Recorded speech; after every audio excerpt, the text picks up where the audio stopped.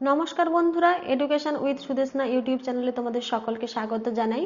আজকে আমরা সপ্তম শ্রেণীর স্বাধীনতা সংগ্রামে নারী কমলা দাশগুপ্তের লেখা এই গদ্যাংশটি পাঠ করব।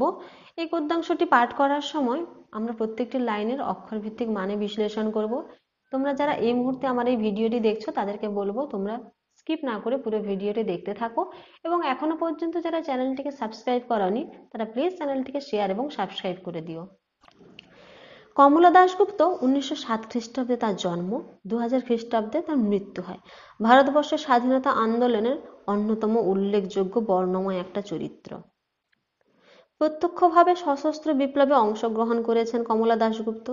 গোপনে তিনি বিপ্লবীদের অস্ত্র সরবরাহ করতেন। তার আত্মজীবনী রক্তের অক্ষরে প্রকাশিত হয়েছিল 1954 খ্রিস্টাব্দে। তিনি মন্দিকা পত্রিকা সম্পাদনা করেছিলেন। স্বাধীনতা সংগ্রামে যে সমস্ত নারী অংশগ্রহণ করেছিলেন তাদের জীবন ও লড়াইকে ইতিহাসের পাতায় তুলে রাখার জন্য তিনি স্বাধীনতা সংগ্রামে বাংলার নারী নামক গ্রন্থে 1933 খ্রিস্টাব্দে প্রকাশিত করেন। গল্পটির উৎস একটু জানি।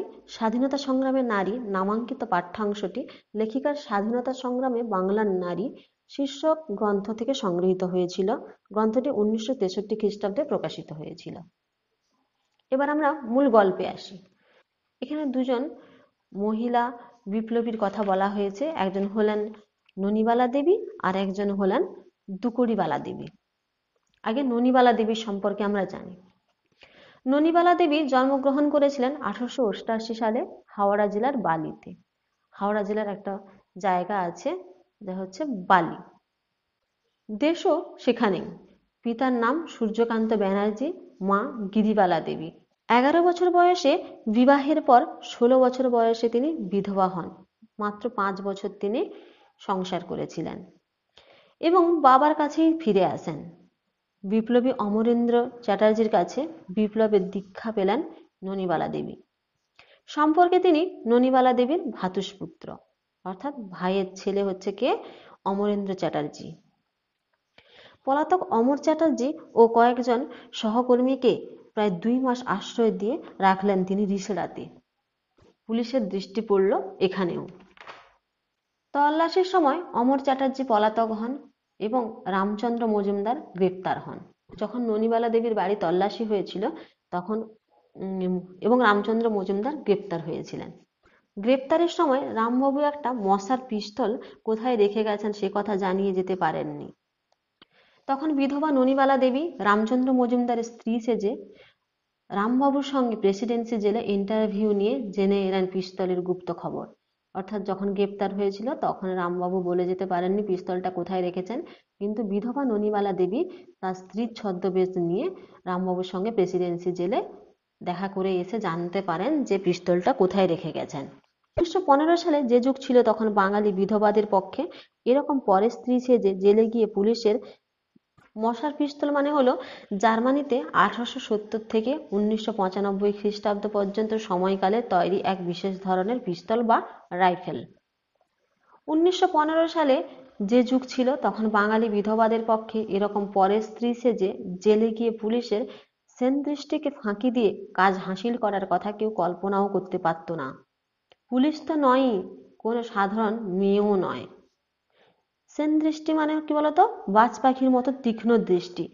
তখনকার সময় এমনই ছিল যে কারো স্ত্রী সাজা তো দূরের কথা, এমনি কোনো মহিলা গিয়ে পুলিশের চোখে ফাঁকি দিয়ে এরকম ভাবে কিছু করতে পারবে এটা কল্পনাও করতে পারতো না কোনো মেয়ে। আজকের সমাজ ও সেদিনকার সমাজ, আজকের মেয়ে ও সেদিনকার মেয়ের মধ্যে আছে বিরাট সাগরের ব্যবধান। অর্থাৎ আজকে আমরা স্বাধীন, যতটা উন্নত, যতটা আমরা স্বাধীনভাবে চলতে পারি, আগেকার দিনে তো সেই ব্যবস্থা ছিল না। তখন তো দেশই স্বাধীন হয়নি, মেয়েরা বা কিভাবে স্বাধীন হবে। সেদিনকার নারী তৈরি করে দিয়ে গেছেন পরবর্তী যুগের বিপ্লবী নারীকে। তিনি পথ দেখিয়েছেন, ভিত্তি গেঁথে গেছেন তাদের জন্য। অর্থাৎ সেদিন যে নারীরা সাহস দেখিয়েছিলেন তারাই আজকের নারীদেরকে স্বাধীন হতে শিখিয়েছেন। পুলিশ ক্রমে জানতে পারল যে ননিবালা দেবী রামবাবুর স্ত্রী নন। পরবর্তীকালে জানতে পারে যে ননিবালা দেবী রামবাবুর স্ত্রী নয়, কিন্তু জানলো না যে ইনি রিসরাতে ছিলেন আশ্রয়দাত্রী। অর্থাৎ এটা জানলো না যে এই ননিবালা দেবী ছিলেন এদের আশ্রয়দাত্রী যখন ঋষিরাই ছিলেন সেই সময়। 1915 সালে সেপ্টেম্বর মাসে চন্দননগরে আবার বাড়ি ভাড়া নেওয়া হয়েছিল।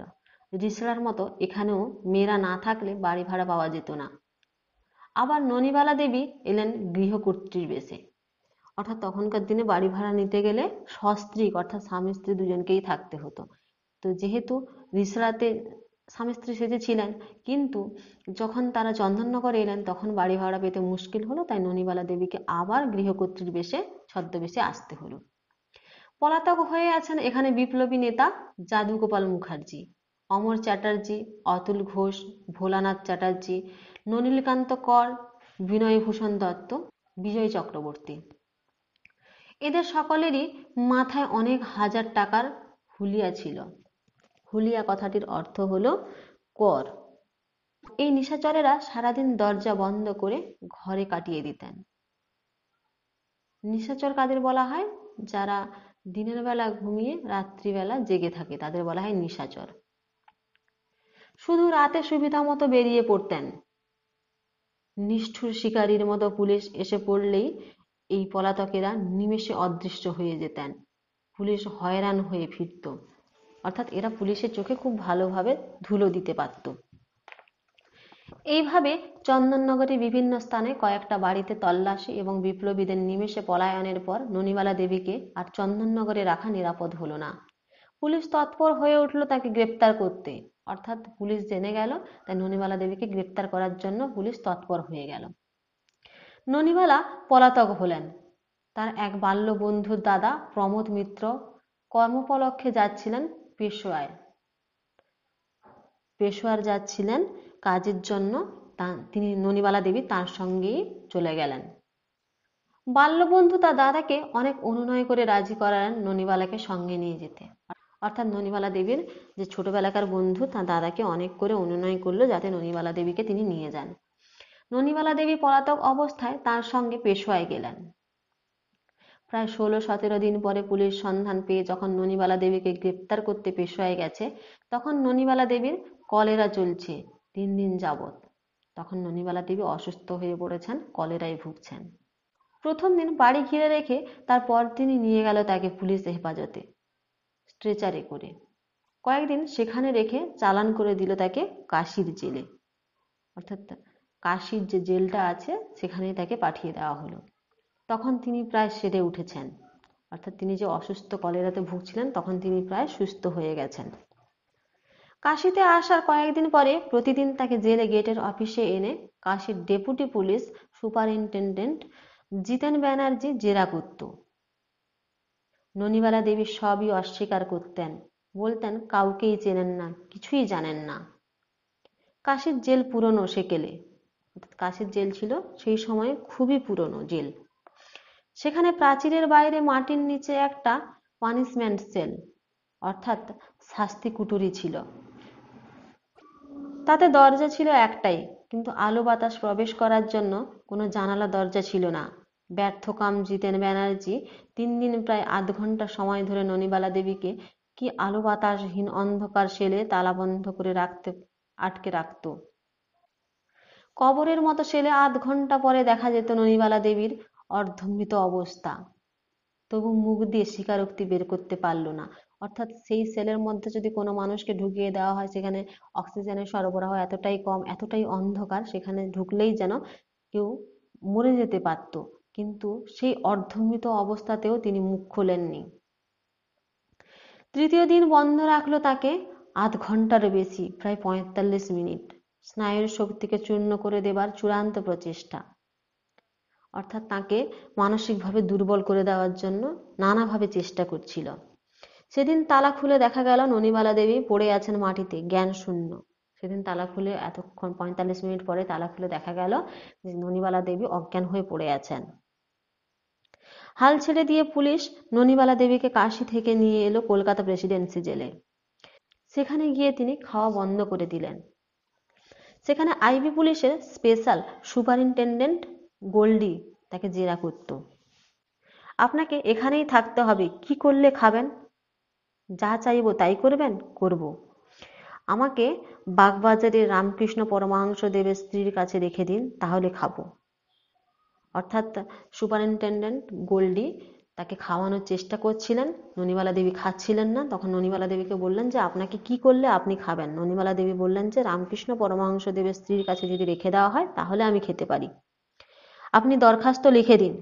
ননিবালা তক্ষুনি দরখাস্ত লিখে দিলেন। গোল্ডি সেটা নিয়ে ছিঁড়ে দলা পাকিয়ে ছেঁড়া কাগজের টুকরোটি ফেলে দিল। অমনি যেন বারুদে আগুন পড়ল। অর্থাৎ এই সময় ননিবালা দেবী আরও রেগে গেল। আহত ক্ষিপ্ত বাঘের মতো লাফিয়ে উঠে ননিবালা এক চড় বসিয়ে দিলেন গোল্ডির মুখে। ভাবা যায় না সেই সময়কার মেয়ে হয়ে এতটা সাহসী ছিলেন যে একজন সুপারিনটেন্ডেন্টের গালে চড় বসিয়ে দিলেন। দ্বিতীয় চড় মারবার আগেই অন্য সিআইডি কর্মচারীরা তার উদ্যত হাতকে চেপে ধরে রাখল। পিসিমা, করেন কি? অসীম শক্তি ফেটে বেরিয়ে আসছে তখন ননিবালা দেবীর ভেতর থেকে। ছিঁড়ে ফেলবে তো? আমায় দরখাস্ত লিখতে বলেছিল কেন? আমাদের দেশের মানুষের কোনো মান সম্মান থাকতে নেই? অর্থাৎ ননিবালা দেবীর আত্মসম্মানে লেগেছিল। 2 বছর এইভাবে বন্দি জীবন কাটিয়ে দিলেন তিনি। 1919 সালে এক প্রাতে এলো ননিবালা দেবীর মুক্তির আদেশ। অর্থাৎ 1919 সালের একদিন সকালবেলা ননিবালা দেবীর মুক্তির আদেশ এলো। বাইরে এসে তার মাথা গুঁজবারও স্থান মিলল না। সকলেই পুলিশকে ভয় পায়। বহুদিন ধরে চলেছিল অনেক ওলট পালট ও ভাঙা করা। অর্থাৎ কেউ তাকে রাখার সাহস পাচ্ছে না, সকলেই পুলিশকে ভয় পায়। যদি পুলিশের কোনো হস্তক্ষেপ পড়ে তাই কেউ তাকে রাখার সাহস পাচ্ছে না। তারপর একটা আধঘুপচি ঘর ভাড়া করে নিজের জীবনের শূন্য সম্বল নিয়ে আত্মীয় স্বজনের অনাদর ও লাঞ্ছনা এবং দরিদ্রের মধ্যেও পরিপূর্ণ গৌরবে স্থির হয়ে কাটিয়ে চলেছিলেন তিনি বছরের পর বছর।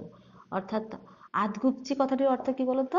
যে ঘরে আলো বাতাস যায় না, জঙ্গলের মধ্যে একটা ঘর, সেরকম একটা ঘরে সহায় সম্বল কিছুই নেই, কোনো আত্মীয় স্বজন তাকে ভালোবাসে না, সবাই লাঞ্ছনা করে, দারিদ্রতা আছে তার প্রচণ্ড। সেভাবেই তিনি দিনের পর দিন বছরের পর বছর যেন কাটিয়ে গেলেন নিজের আত্মগৌরব নিয়ে।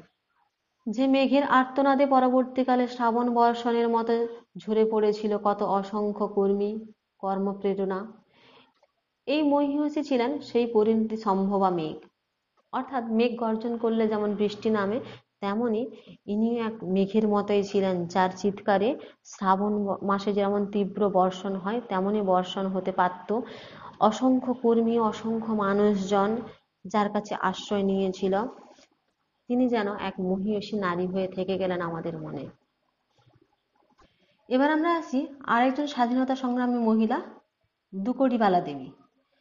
1887 সালে বাংলা 1294 বঙ্গাব্দের 6 শ্রাবণ দুকড়াবালা দেবী জন্মগ্রহণ করেন বীরভূম জেলার নলহাটি থানার ঝাউপাড়া গ্রামে।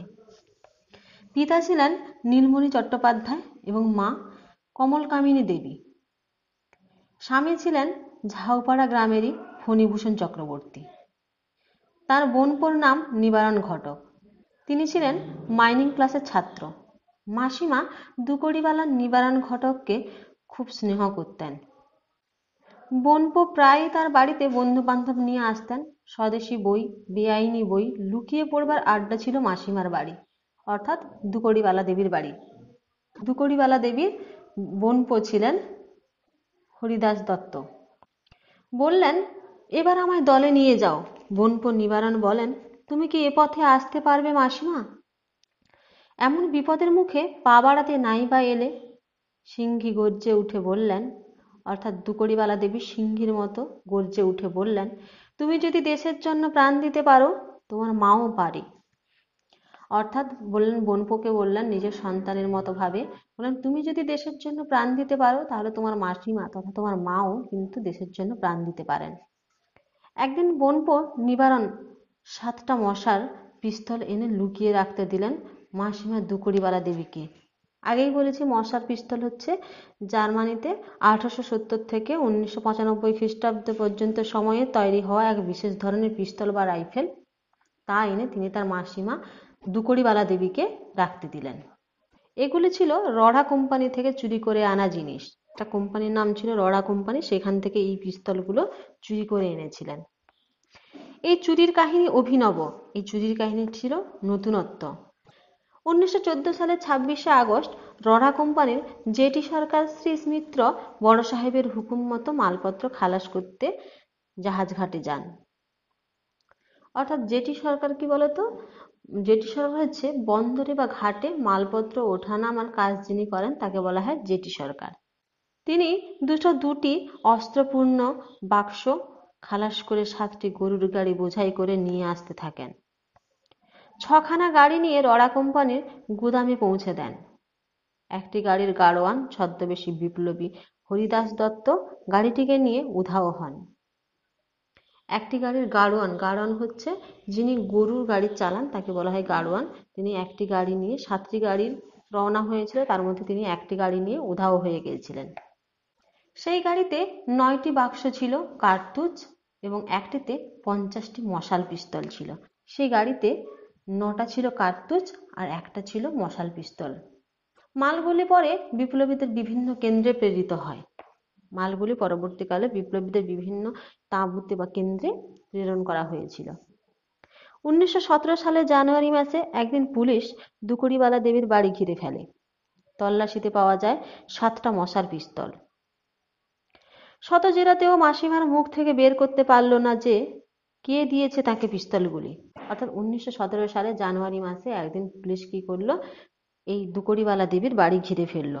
সেখান থেকে পাওয়া গেল 7টা মশার পিস্তল, কিন্তু তাকে জেরা করলেও তার মুখ থেকে কোনো কথা বের করতে পারেনি পুলিশ। গ্রামের মেয়ে, গ্রামের বউ দুকুড়িবালা দেবী কোলের শিশু বাড়িতে রেখে চলে গেলেন পুলিশের সঙ্গে। অর্থাৎ যেই গ্রামে তার জন্ম সেই গ্রামেরই তিনি বধূ হয়েছিলেন, তাই তিনি তার কোলের শিশুকে বাড়িতে রেখেই পুলিশের সঙ্গে বেরিয়ে গেলেন। অর্থাৎ পুলিশ তাকে ধরে নিয়ে গেলেন। স্পেশাল ট্রাইব্যুনালের বিচারের রায়ে দুকুড়িবালা দেবীর সাজা হয় 2 বছরের সশ্রম কারাদণ্ডও হয়। ট্রাইব্যুনাল মানে হচ্ছে বিচার সভায় আর কি, স্পেশাল বিচার সভায় দুকুড়িবালা দেবীর সাজা হয়েছিল এবং 2 বছরের জন্য সশ্রম কারাদণ্ডও হয়েছিল। জেলে থাকা অবস্থায় কাজ করতে হবে, এরকম অবস্থাকে বলা হয় সশ্রম কারাদণ্ড, অর্থাৎ শ্রম করে থাকতে হবে। বন্দি জীবনের অসহ্য পরিবেশের মধ্যে থেকেও প্রতিদিন আধমন ডাল ভাঙতে থাকা সত্ত্বেও তিনি তার বাবাকে চিঠি লিখলেন তিনি ভালোই আছেন, তার জন্য যেন তারা চিন্তা না করেন, শুধু বাচ্চাদের যেন তারা দেখেন, শিশুরা যেন না কাঁদে। এরকম অসহ্যকর একটা কষ্টকর জীবন কাটাচ্ছেন, যেখানে কিনা প্রতিদিন তাকে আধমন করে ডাল ভাঙতে হচ্ছে। সেখানেও তিনি তার বাবাকে চিঠি লিখে জানালেন তিনি খুব ভালো আছেন, যেন তাকে নিয়ে কেউ চিন্তা না করে, শুধু বাচ্চাদেরকে যেন দেখাশোনা করেন, তার যে বাচ্চারা আছে তাদেরকে যেন দেখাশোনা করেন, তারা যেন না কাঁদে, না কষ্ট পায়।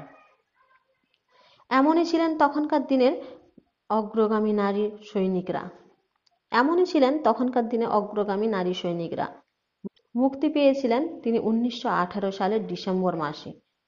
এরকমই দৃঢ় মানসিকতার মানুষ ছিলেন সেই সময়কার নারীরা যারা বিপ্লবে নাম দিয়েছিলেন। তিনি 1918 খ্রিস্টাব্দে ডিসেম্বর মাসে জেল থেকে মুক্তি পেয়েছিলেন। সম্ভবত 1970 সালে তার মৃত্যু হয়েছিল। এই দুকুড়িবালা দেবীর মৃত্যু হয়েছিল 1970 খ্রিস্টাব্দে, যতটুকু জানা গেছে। আজকে এই পর্যন্ত। যদি ভিডিওটি তোমাদের ভালো লাগে তাহলে প্লিজ চ্যানেলটিকে শেয়ার এবং সাবস্ক্রাইব করে দিও।